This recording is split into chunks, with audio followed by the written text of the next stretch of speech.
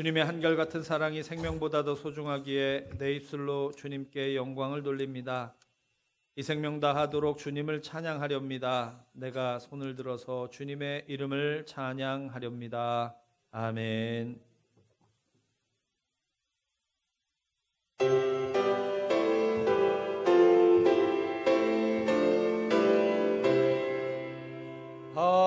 함께 주를 경배하세. 주 같은 이가 어디 있을까. 주 앞에 찬양을 드리니 주 성령이여 나를 도우사. 주 기뻐하실 노래 불러서 그 이름 찬양하게 하소서. 내 주여 나를 인도하사 아버지 품에 살게 하시고 주 성령 내 행실 살피사 내 맘과 뜻을 주관하시고 주 성령 내 맘 열어주시사 참 평화 간직하게 하소서. 주 성령 나를 감화하사 새 노래 나의 맘에 솟으니 참되고 간절한 기도로 다 주께 영광 돌려보내고 주 성령 내 맘 열어주시사 내 주를 찬양하게 하소서. 말할 수 없는 탄식으로 날 위해 친히 간구하시는 주 성령 날 항상 돕나니 이 천한 몸은 주의 것이며 주님의 기업이 을자임을 나 밝히 알게 하여 주소서.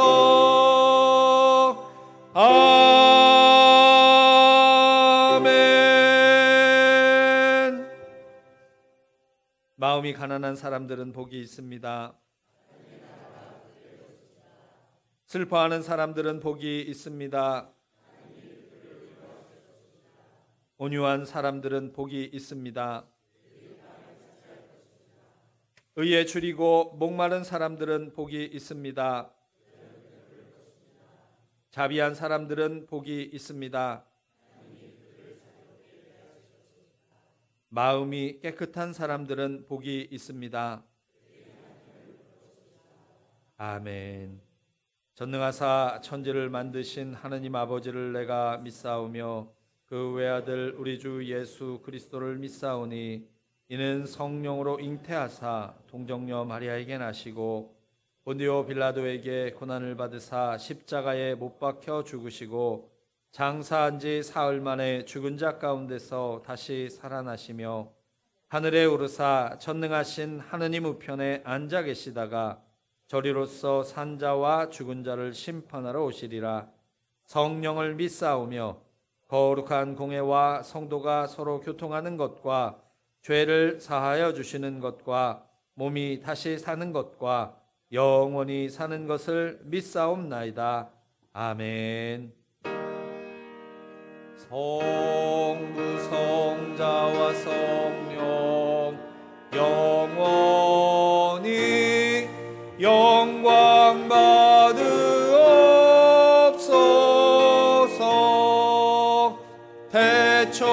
처음부터 지금까지 또 길이 영원 무궁 성삼위께 영광 아멘.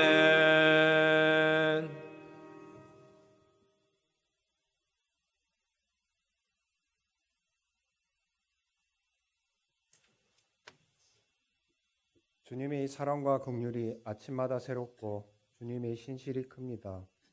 영원하신 시간의 주인이 되시는 하느님 아버지, 2026년 2월의 첫날 주님의 자녀들이 은혜의 보좌 앞에 모여 예배하게 하시니 감사합니다. 새해의 첫 달을 눈동자처럼 지켜주시고 차가운 바람 속에서도 온 땅을 녹이고 생명을 싹 틔우는 봄을 준비하게 하시는 주님, 오늘도 행복한 예배를 통하여 기쁨의 찬송으로 주님만을 높여드리게 하시고 눈물의 기도로 주님께 나아가게 하옵소서. 사랑의 주님, 새해를 시작하며 주님 앞에 다짐했던 결단들이 분주한 일상 속에서 희미해지고 세상의 염려와 욕심을 더 사랑하며 살았던 우리들의 연약함을 고백합니다.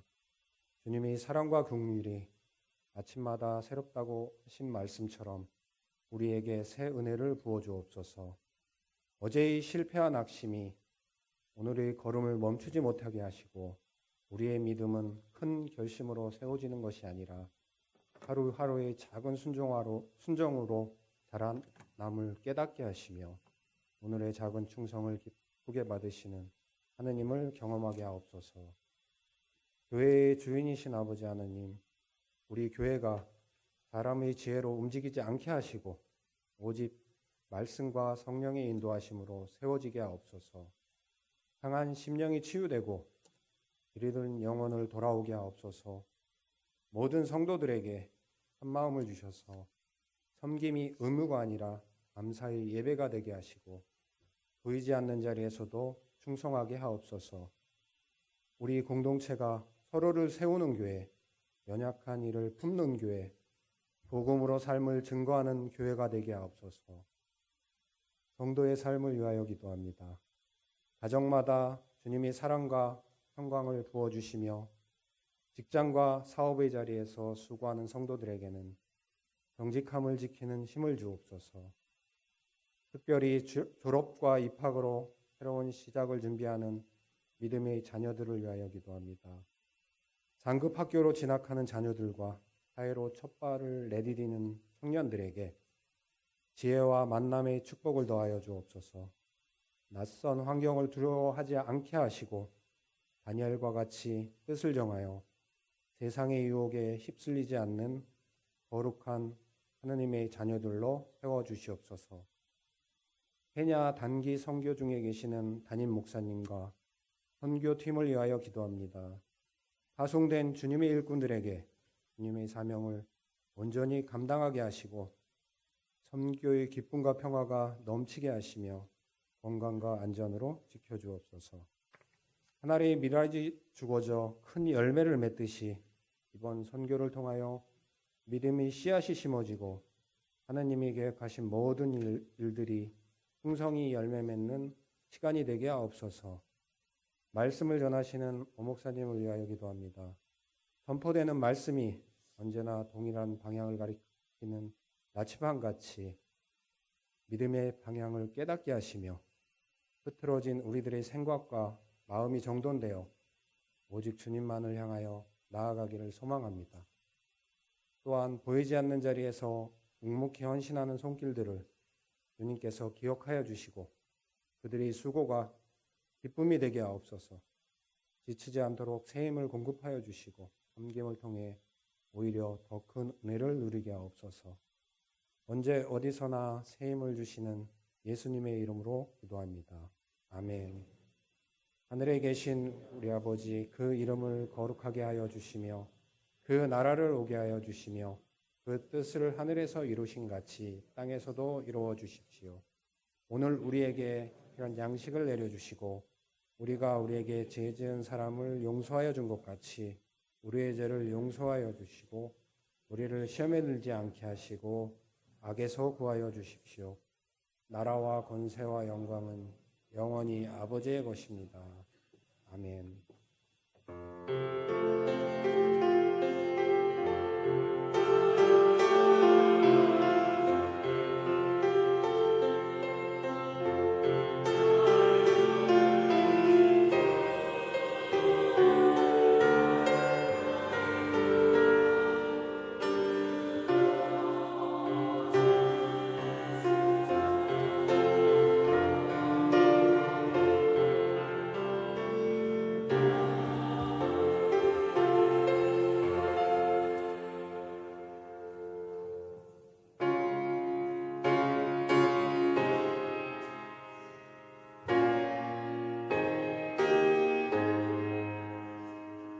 내 구주 예수를 더욱 사랑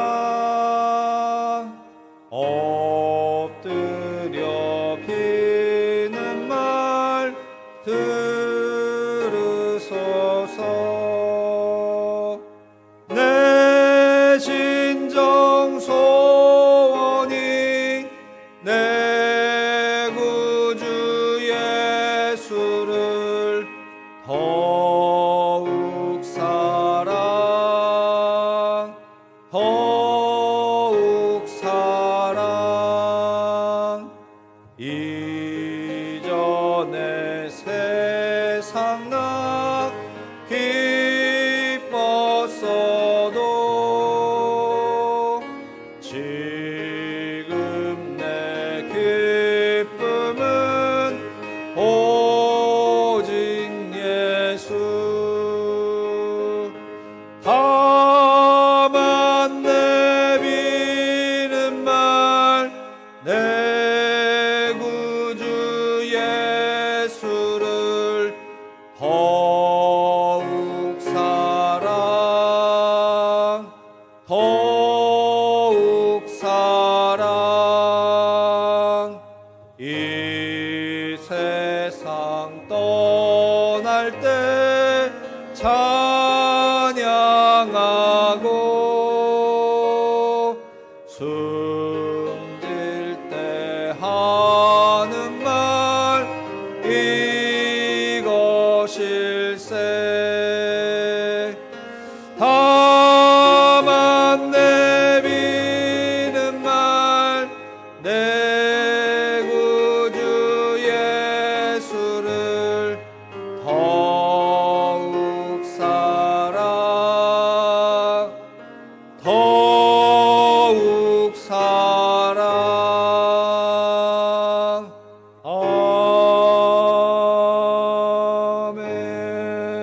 아멘. 이 시간 우리 함께 일어나셔서 오늘 우리에게 주신 하나님의 말씀 함께 나누어 봉독하겠습니다. 열왕기상 19장 1절부터 18절까지의 말씀입니다. 열왕기상 19장 1절부터 18절 말씀 우리 한 절씩 나누어 봉독합니다. 아합은 엘리야가 한 모든 일과 그가 칼로 모든 예언자들을 죽인 일을 낱낱이 이세벨에게 알려주었다.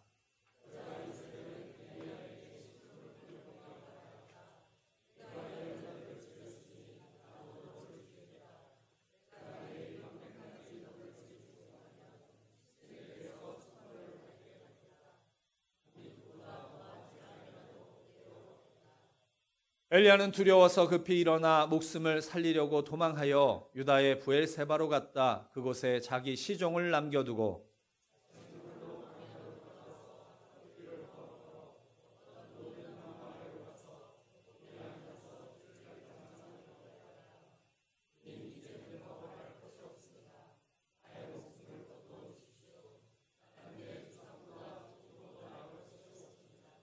그런 다음에 그는 로뎀나무 아래에 누워서 잠이 들었는데 그때 한 천사가 일어나서 먹으라고 하면서 그를 깨웠다.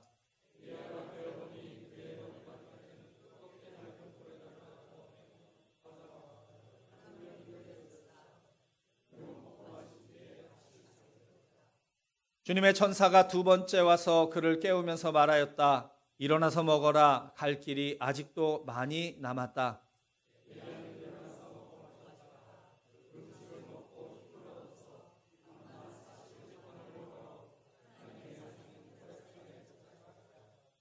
엘리야는 거기에 있는 동굴에 이르러 거기에서 밤을 지냈다.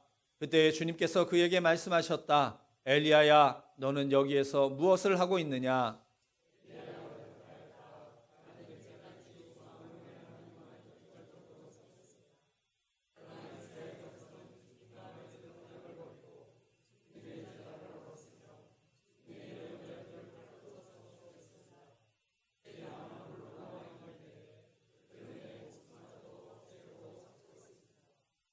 주님께서 말씀하셨다. 이제 곧 나 주가 지나갈 것이니 너는 나가서 산 위에 주 앞에 서 있어라. 크고 강한 바람이 주님 앞에서 산을 쪼개고 바위를 부수었으나 그 바람 속에서 주님께서 계시지 않았다.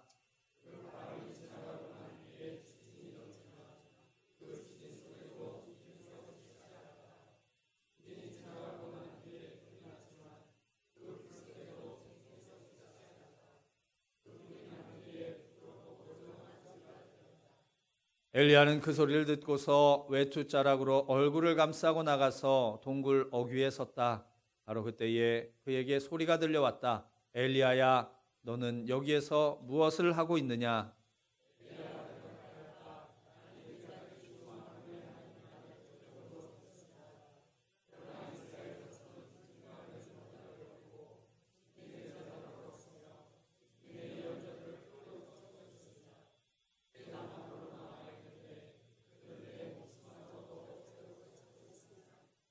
주님께서 그에게 말씀하셨다. 너는 돌이켜 광야길로 해서 다마스쿠스로 가거라. 거기에 이르거든 하사엘에게 기름을 부어서 시리아의 왕으로 세우고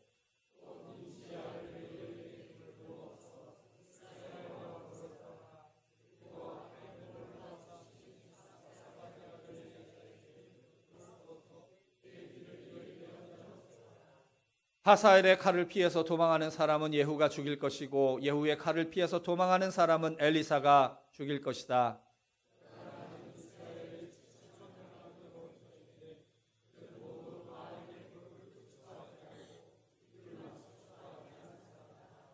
아멘. 모든 것이 주께로부터 왔으니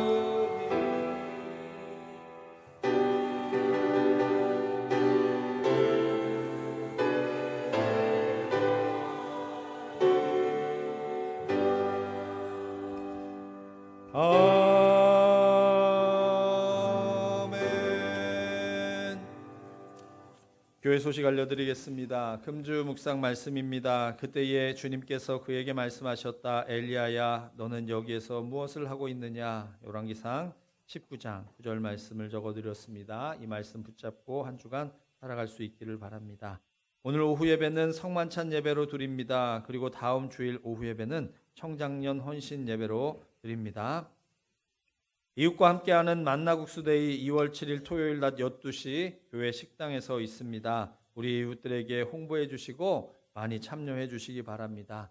우리 교우들도 다 오셔도 괜찮습니다. 우리 함께 모여서 함께 밥을 나누고 또 그 가운데서 하나님의 은혜를 나누는 귀한 식탁의 자리가 되었으면 좋겠습니다. 그래서 우리 주변의 이웃들에게 초청해 주셔서 함께 이 식당에 와서 함께 음식을 나누고 하나님의 은혜도 하나님의 사랑도 함께 나누는 귀한 자리 됐으면 좋겠습니다. 신앙 공동체를 위한 나눔과 헌신으로 제4여선교회에서 중식 봉사해 주십니다. 그리고 교우 소식입니다.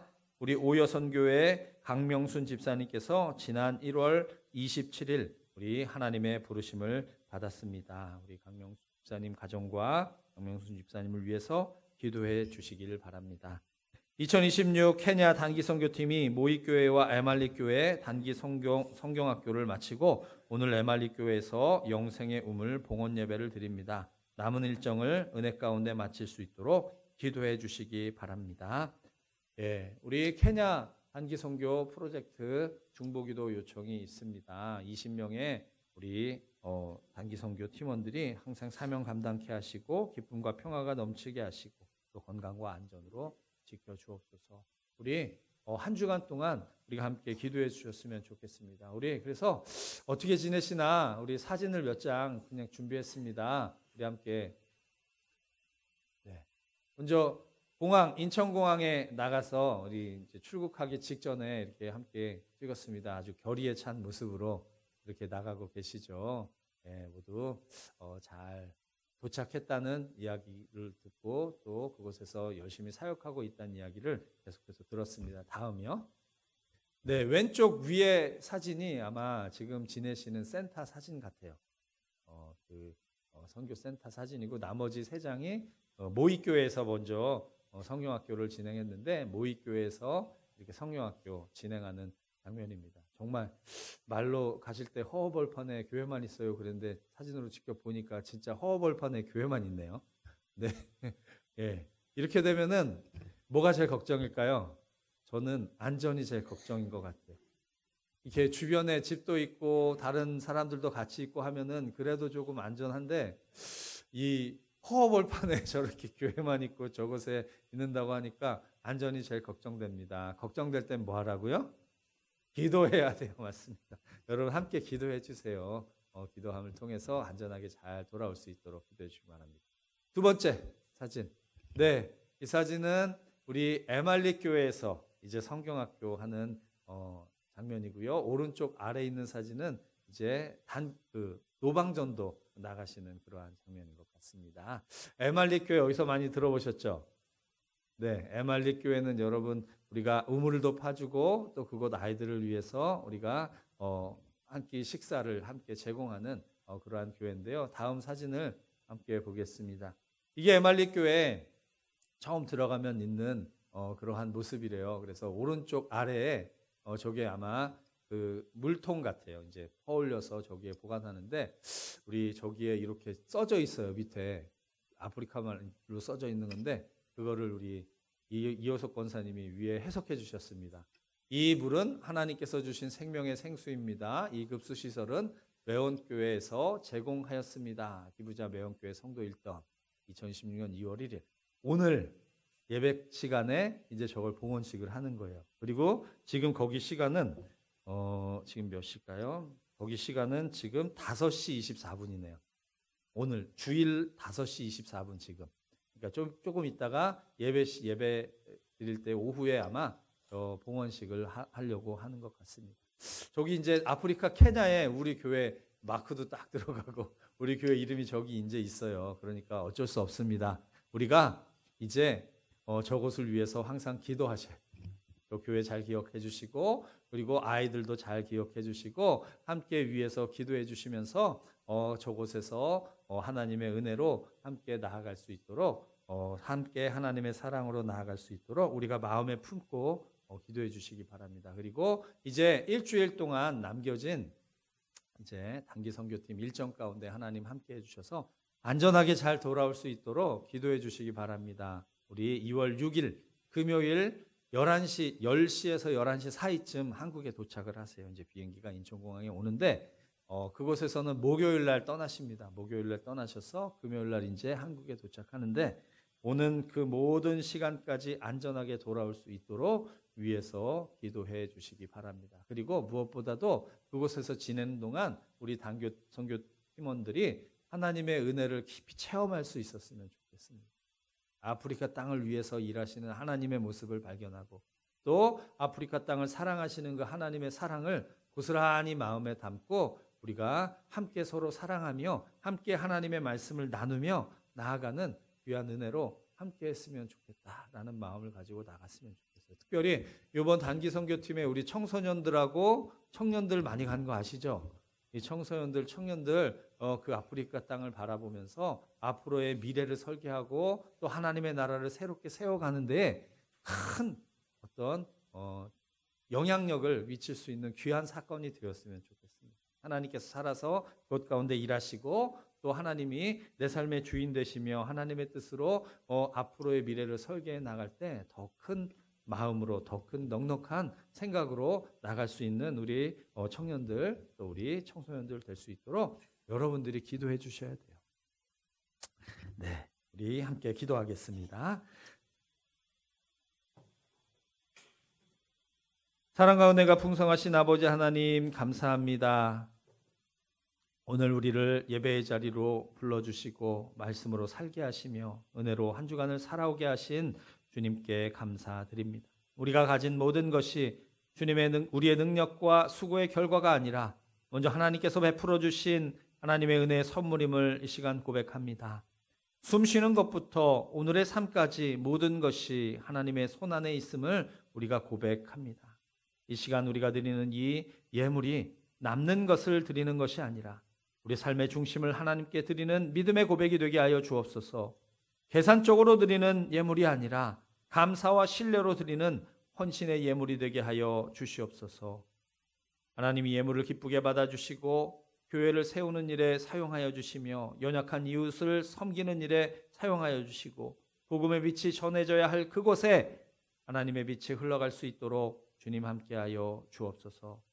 특별히 헌금을 통하여 눈물을 흘리는 이들에게 위로가 되게 하시고 절망 가운데 있는 이들에게 소망이 되게 하시며 세상에 상처받은 자리마다 하나님의 사랑과 은혜가 전해지게 하여 주옵소서.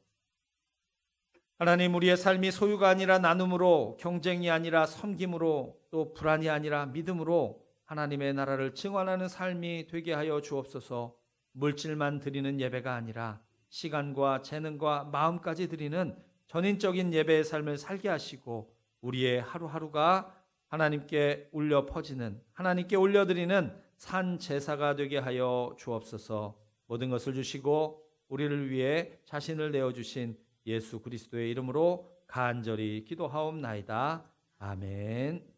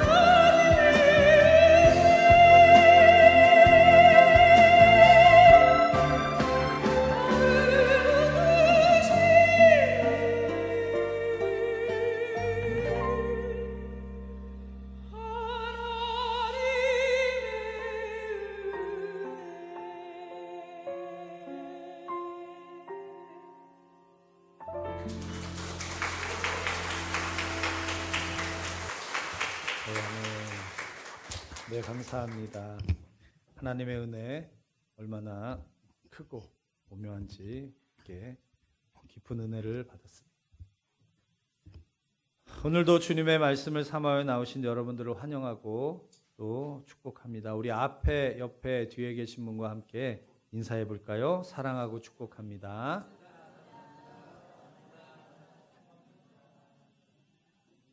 네. 말로만 사랑하고 말로만 축복하면 되겠습니까? 아니죠. 밝게 웃으면서 다시 한번 인사하겠습니다. 사랑하고 축복합니다. 사랑하고 축복합니다. 우리가 서로 사랑하고 우리가 서로 축복하는 것은 하나님이 원하시는 우리의 모습이에요. 하나님은 우리가 서로 사랑하기를 간절히 소망하고 계시다는 사실을 다시 한번 기억하면서 서로 사랑하고 서로 축복하는 아름다운 공동체가 될 수 있길 바랍니다. 우리가 살아가다 보면 마음이 동굴처럼 느껴질 때가 있습니다. 지치고 마음이 다쳐서 사람을 피하고 싶고 또 아무런 말도 하고 싶지 않은 그러한 시간들이 있습니다. 겉으로는 괜찮은 척하지만 속으로는 이제는 그만하고 싶다라고 하는 그런 마음이 조용히 올라올 때도 있습니다. 그런데 오늘 말씀은 우리에게 분명하게 전해줍니다. 바로 그 동굴 같은 자리에도 하나님이 함께 계신다라고 하는 것입니다. 그리고 하나님의 함께 하심 속에서 회복이 시작됩니다. 오늘 이러한 은혜를 함께 붙들며 우리의 마음이 다시 살아날 수 있기를 바랍니다. 러시아의 문호 톨스토이의 작품 사람은 무엇으로 사는가에 세 가지 질문이 나오죠. 첫째는 사람의 마음속에는 무엇이 있는가? 여러분 이 책 다 읽어보셨죠? 네, 다 고개 끄덕하신 걸로 제가 알겠습니다. 네, 첫 번째 질문의 답이 뭘까요? 사랑이었습니다. 여러분 사람 마음 깊은 곳에는 결국 사랑이 있습니다. 누구나 사랑받고 싶어하고 또 누군가를 사랑하고 싶어합니다. 그래서 내가 인정받고 이해받고 또 품어지는 경험이 있을 때에 그 마음이 살아납니다. 반대로 사랑이 끊어지거나 사랑이 사라진 것처럼 느껴지면 같은 상황에서도 훨씬 더 쉽게 무너지게 된다라는 것입니다. 또 두 번째 질문은 뭐였냐? 사람에게 허락되지 않은 것이 무엇인가? 라고 하는 그러한 질문에 답은 뭐였을까요? 미래를 알 수 없다라고 하는 것입니다. 그런데 우리는 자꾸 내일을 알고 싶어 합니다. 앞으로 어떻게 될까?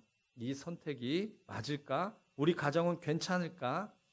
마음이 앞서가죠. 그런데 미래를 알 수 없다는 사실이 우리를 불안하게 만들고 그 불안이 쌓이면 사람은 금방 지치게 됩니다. 그래서 미래를 내가 붙들려 하기보다 하나님께 맡기는 그러한 믿음이 우리에게 필요하다라고 하는 것입니다. 세 번째로 사람은 무엇으로 사는가? 그러면 사람은 무엇으로 사는가라고 하는 마지막 질문을 이제 던집니다. 결국 사람은 무엇으로 살아갑니까? 사랑으로 살아간다는 것입니다. 내가 하루하루 살아가기가 힘들고 지치고 쓰러지려고 할 때 내 힘만으로 버티는 게 아닙니다. 누군가가 내 편이 되어주는 마음, 또 기도해주는 마음, 괜찮다라고 하는 말 한마디, 또 조용히 곁에 지켜주는 그러한 가족 공동체, 그 사랑이 나를 다시 일으켜 세운다고 하는 것입니다. 왜냐? 우리는 결코 혼자 살아가지 않기 때문에 그렇습니다. 그리고 성경은 그 사랑의 뿌리를 더욱더 우리에게 분명하게 이야기합니다. 요한일서 4장 19절에 보면 이렇게 나와 있습니다. 우리가 사랑하는 것은 하나님이 우리를 먼저 사랑하셨기 때문이다. 우리가 사랑하는 것은 무엇 때문이라고요? 하나님이 우리를 먼저 사랑하셨기 때문이다 라고 하는 것입니다. 즉 사랑은 인간이 만들어내는 감정만이 아니라 하나님의 사랑에서 흘러나오는 생명이라고 하는 것입니다. 그래서 자연스럽게 이런 질문을 더 해볼 수 있습니다. 그럼 나는 무엇으로 살아가는가? 내가 흔들릴 때에, 내가 무너질 때에 나는 어디에서 다시 힘을 얻는가라고 하는 질문을 우리에게 던질 수 있습니다. 그런데 여러분, 바로 이런 순간이 오면 사랑이 더 절실해집니다. 미래가 보이지 않으니까 마음이 불안해지고 불안이 커지면 어느새 마음이 닫혀버리게 됩니다. 그래서 어떤 때는 야 이제 그만하고 싶다 라는 생각까지 올 때가 있다는 것입니다. 오늘 본문에 나오는 엘리야가 지금 딱 그 자리에 서 있습니다. 갈멜산에서 엄청난 승리를 경험했는데도 이세벨의 위협 앞에서 마음이 무너져 로뎀나무 아래에 주저앉고 또 결국에는 동굴로 들어가게 됩니다. 그런데 놀라운 것은 바로 그 동굴 같은 자리에서 하나님이 엘리야를 찾아오셨다라고 하는 사실. 남을 사랑하라라고 하는 말은 교회 다니는 사람이라면 귀에 못이 박히도록 들었던 그러한 말입니다.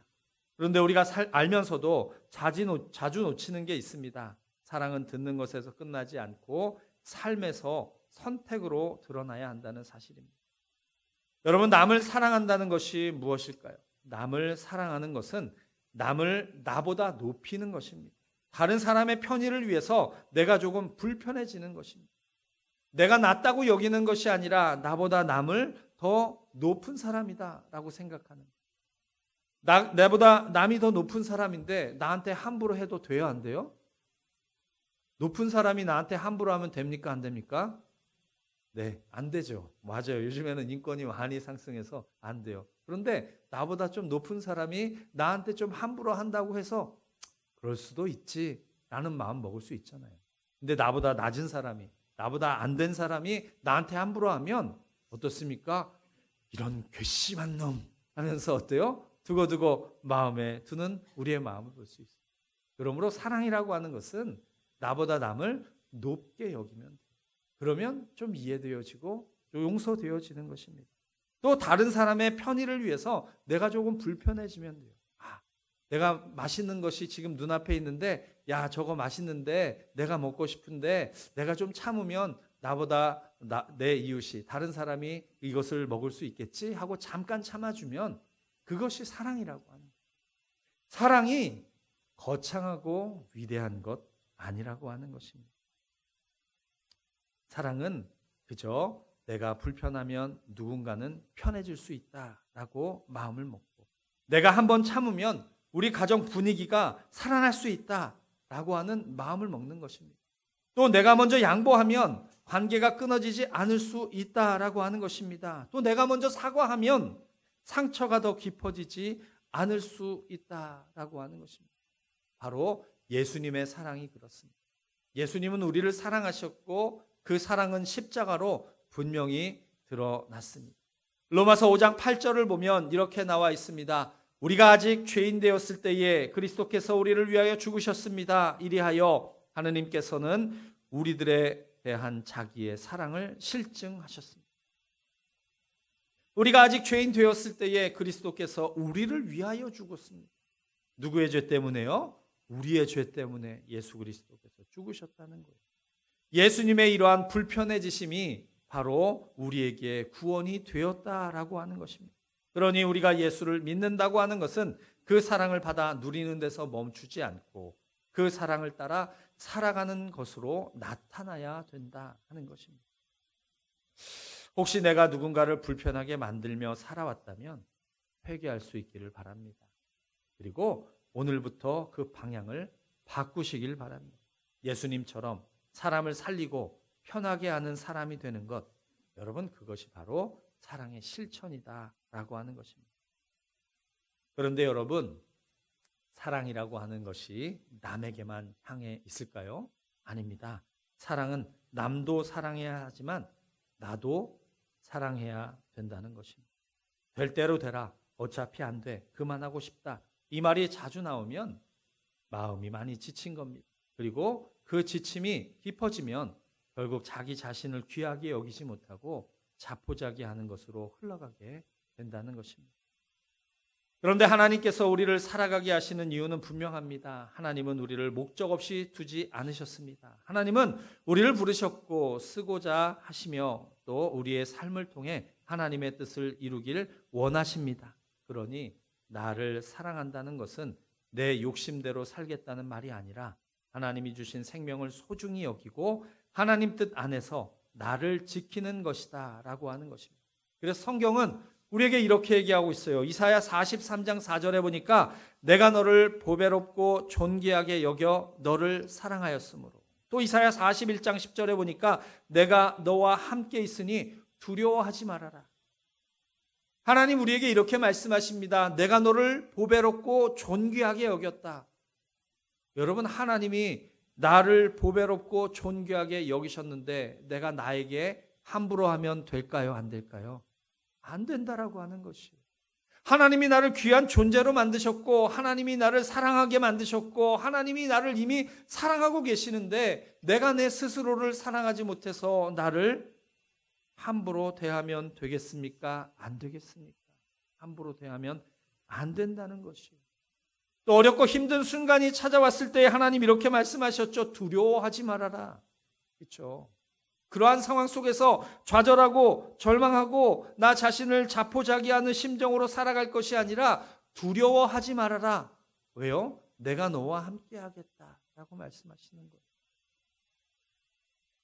그런데 우리가 우리의 삶을 어떻게 함부로 할 수 있겠냐는 말입니다.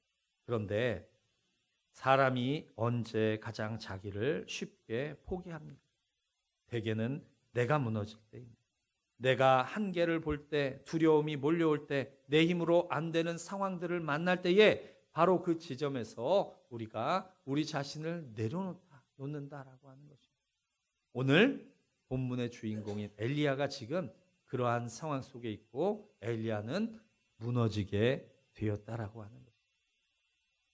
엘리야는 능력이 뛰어난 사람이었습니다. 열왕기상 17장에 보면 엘리야의 말대로 비가 멈추고 오랜 가뭄이 그쳐지게 됩니다. 또한 사르밧 과부의 통에 가루가 떨어지지 않고 병에 기름이 마르지 않도록 만든 것이 누굽니까? 엘리야였습니다.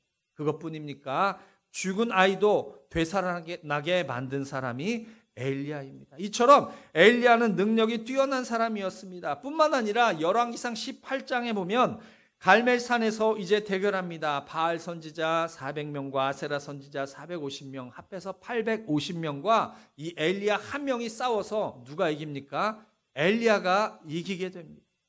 제단을 쌓고 나무 제단을 쌓고 그곳에 신에게 부르짖어서 불이 먼저 내려오는 신이 진짜 신이다.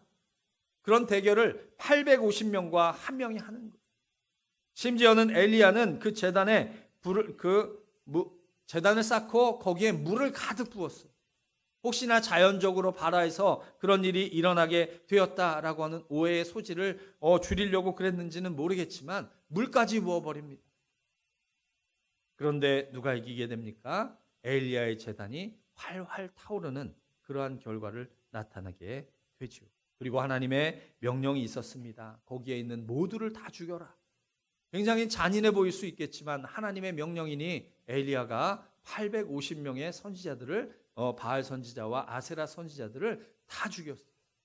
그리고 의기양양하면서 산에서 이제 내려오는 사건이 있었습니다.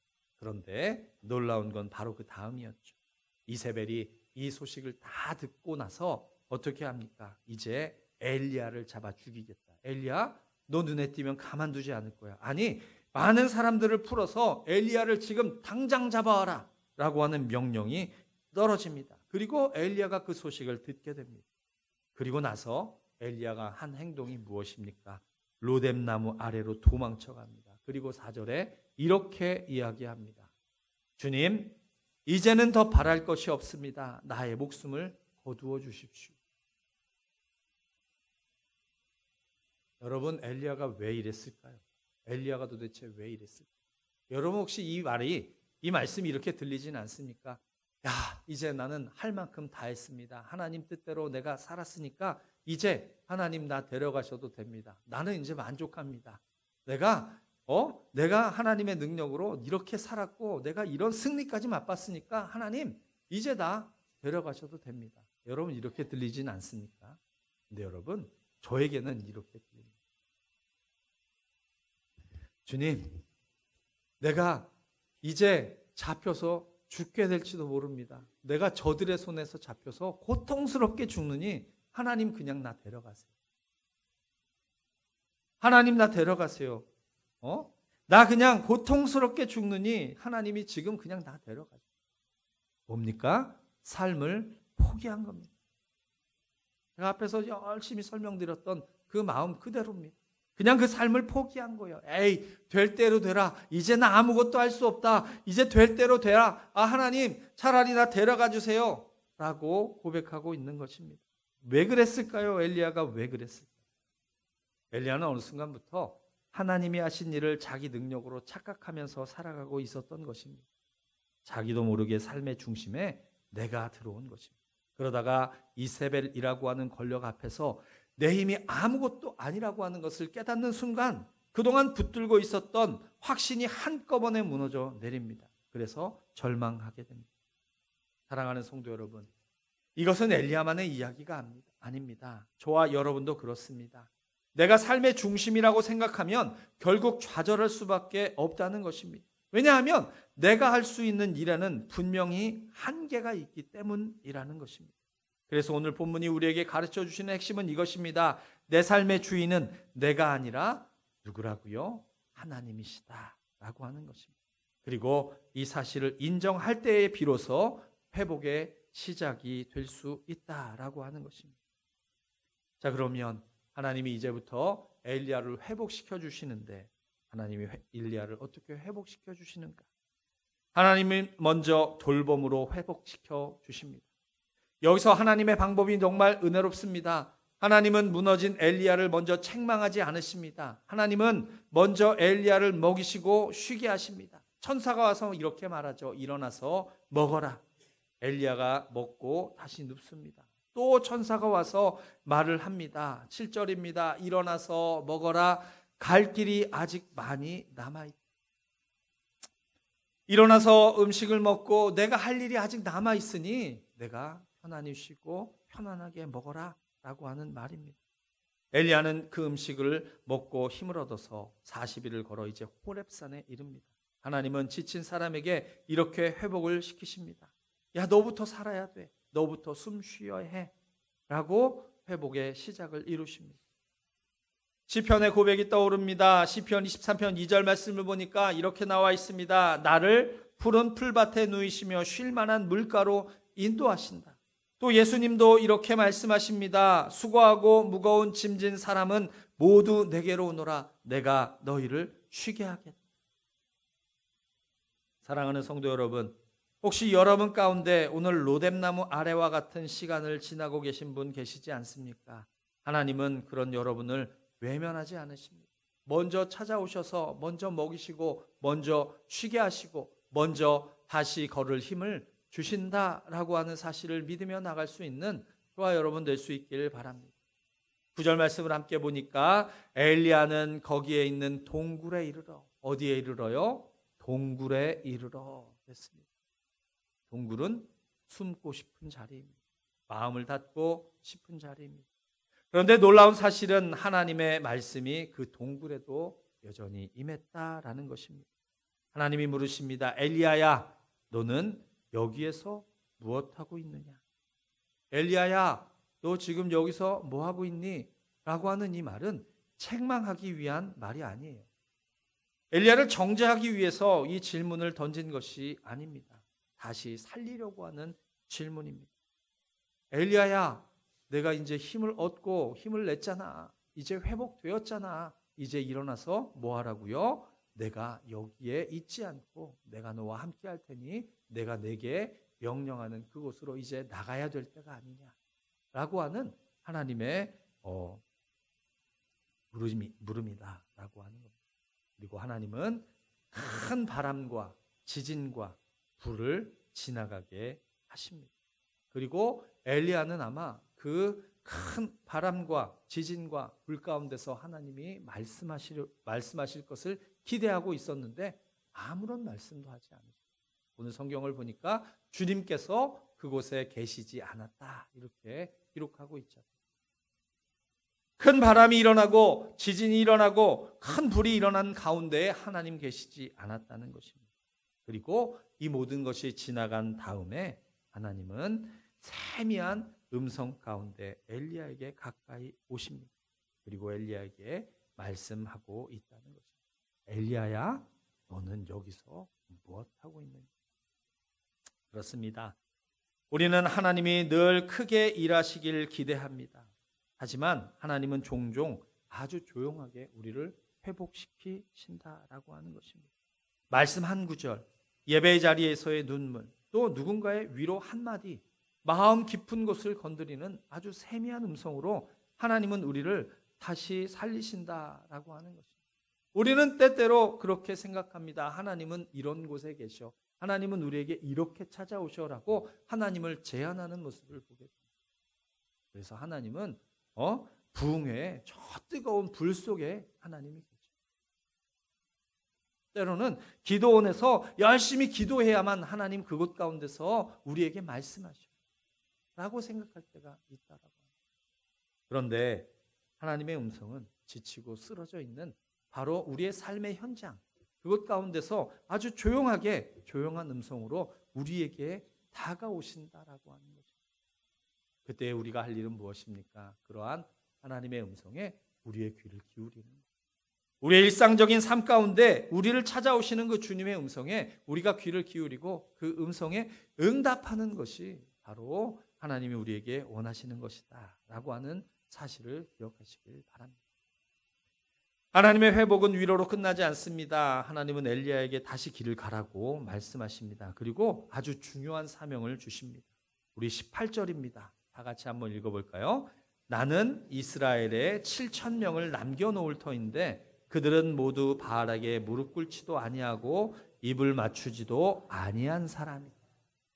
야, 너는 가서 이제 어디에 가서 왕을 세우고 어디에 가서 누구를 세우고 선지자를 세우고 내 후임인 엘리사도 너가 이제 세워라.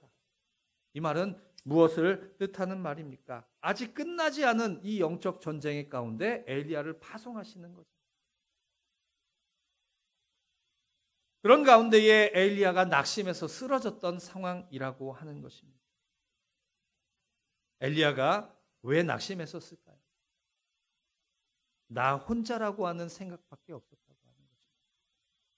나 혼자라는 그 생각, 이제 나밖에 남지 않았어 라고 하는 그 생각 속에서 이제 큰 어려움이 나한테 닥쳐오니까 왜 나만 이렇게 힘들지? 왜 나만 이렇게 실패해야 하지? 왜 나 혼자만 이 모든 것을 감당해야 하지? 왜 나 혼자 남아서 나를 이렇게 어렵게 하지? 하는 그 어려움 가운데 이 엘리야가 낭망해서 실패해서 그가 그러한 어려운 마음을 묵었던 것이죠.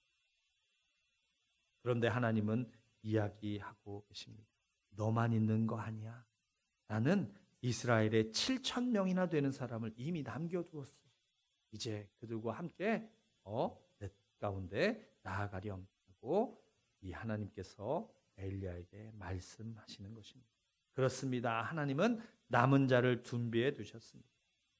우리가 보지 못하는 곳에서도 하나님은 길을 마련해 두고 계신다라고 하는 것입니다. 그래서 회복의 핵심은 이것입니다. 내가 다시 강해졌다라고 하는 느낌이 아니라 하나님이 나와 함께 하신다는 확신이 우리 가운데 다시 살아난다라고 하는 것입니다. 엘리야가 다시 강해져서 그런 일을 감당하는 것이 아니라 엘리야의 삶 가운데 나와 함께 하시는 하나님이 계시구나 라고 하는 나는 나 혼자가 아니구나. 하나님께서 나를 위해서 7,000명이나 되는 사람을 남겨두셨고 하나님이 나와 함께 하셔서 나에게 능력을 더하여 주시는구나 라고 하는 그 느낌이 회복되어지는 것이, 그 느낌이 다시 살아나는 것이 바로 진정한 회복이다라고 하는 것입니다. 사랑하는 성도 여러분, 이제 말씀을 마무리하겠습니다. 오늘 본문이 분명하게 우리에게 말해주시는 결론은 이것입니다. 회복은 내가 이를 악물고 만들어내는 결과가 아니라 하나님이 함께 하시는 데서 시작되는 은혜이다라고 하는 것입니다. 엘리야가 로뎀나무 아래에서 더는 한 발짝도 못 걷겠다고 주저앉았을 때에도, 또 동굴 속으로 숨어 들어갔을 때에도 하나님은 엘리야를 그냥 두지 않으셨습니다. 멀리서 정신 차려, 뭐 하는 거야 너 지금 하고 소리친 것이 아니라 가까이 다가오셔서 그래 힘들었지? 자 이거 먹고 힘내. 자 편안하게 쉬어. 내가 너에게 다시 걸을 힘을 줄게 라고 하면서 세미한 음성 가운데, 세심한 손길 가운데 우리 동굴 안까지 찾아오셔서 우리에게 회복을 이루어 주셨다라는 하는 것입니다. 그리고 그 가운데서 이렇게 물으시죠. 이제 여기서 뭐 하니? 이제 내가 다시 세상 가운데로 나아가야지 라고 이야기하고 있는 것입니다. 그래서 오늘 우리가 꼭 붙들어야 할 한마디의 고백이 있습니다. 하나님, 제 삶의 주인은 하나님이십니다. 제가 이제 다시 하나님께로 돌아가겠습니다. 내가 이제 하나님께 돌아가겠습니다. 하나님이 내 주인 되신 삶으로 내가 나아가겠습니다. 라고 하는 이 고백이 이 예배 시간에만 하고 끝나는 말이 아니라 우리의 삶을 평생 붙잡고 나아가는 그러한 고백의 말씀이 되었으면 좋겠습니다. 사랑하는 성도 여러분, 다시 하나님께 돌아간다라고 하는 말, 거창한 말 아닙니다. 쉽게 얘기하면 내가 다 하려는 것을 내려놓고 하나님께 다시 맡기는 것이다 라고 하는 거예요. 내 마음 한가운데 내가 앉아있던 그 자리에서 내려오고 하나님을 다시 그 자리에 모시는 것, 그것이 바로 하나님께 돌아간다라고 하는 의미라고 하는 것입니다. 그러면 삶이 당장 바뀌진 않아도 그 방향이 달라집니다. 조금씩 확실하게 달라지게 된다는 것입니다. 먼저 사랑하는 방식이 달라집니다. 누군가를 살리려고 한 번 더 연락해보고 말 한마디를 조금 더 조심히 하고 내 편한 것만 챙기기보다 상대가 덜 힘들게 해주려고 한 발 양보하게 된다는 것입니다. 사랑은 큰 이벤트가 아니라 매일매일 하는 작은 선택에서 시작된다라고 하는 것입니다. 그 작은 선택들이 가정을 살리고 관계를 살리고 결국 내 마음도 살릴 수 있게 된다라고 하는 것입니다. 그리고 또 하나, 내 안에 자포자기하는 그 마음을 내려놓는 것입니다. 지치면 우리 마음이 금방 이렇게 말합니다. 아, 이제 됐어. 난 할 수 없어. 이제 끝이야.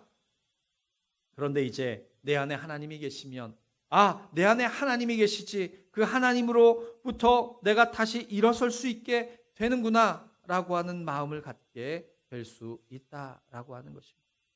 그리고 마지막으로 이 동굴 같은 시간에도 주시는 하나님의 작은 신호를 놓치지 않고 기다려야 한다라고 하는 것입니다. 사랑하는 성도 여러분, 우리가 붙들 것은 분명합니다. 동굴이 끝이 아닙니다. 하나님은 우리가 가장 약해졌을 때에 오히려 더 가까이 다가오신다라고 하는 것입니다. 그리고 함께 하심으로 우리를 다시 길 위에 세우십니다. 하나님이 함께 하시는 회복이 여러분의 가정과 일터와 마음속에서 실제가 되어서 다시 사랑할 수 있는 힘, 다시 걸어갈 수 있는 용기를 얻게 되기를 간절히 소망합니다. 우리 함께 일어나셔서 우리 찬양하시겠습니다.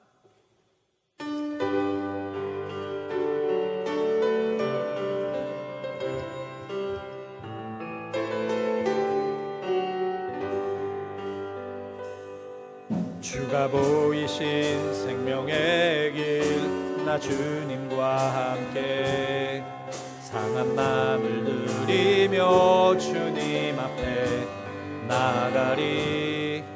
나의 의로움이 되신 주 그 이름 예수, 나의 길이 되신 이름 예수, 나의 길 오직 그가 하시나니 나를 단련하신 후에 내가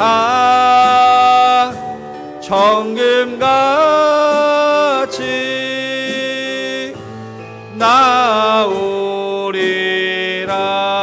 나오리라. 주가 보이신 생명의 길 나 주님과 함께 상한 마음을 들이며 주님 앞에 나가리.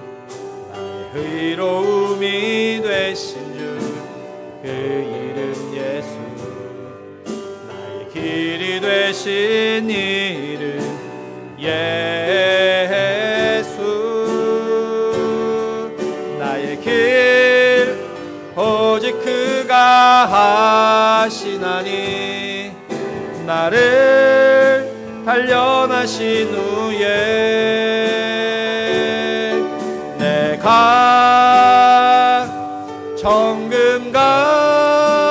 정금같이 나오리라. 나의 길 오직 그가 하시나니 나를 단련하신 후에 내가 정금같이 나오리다.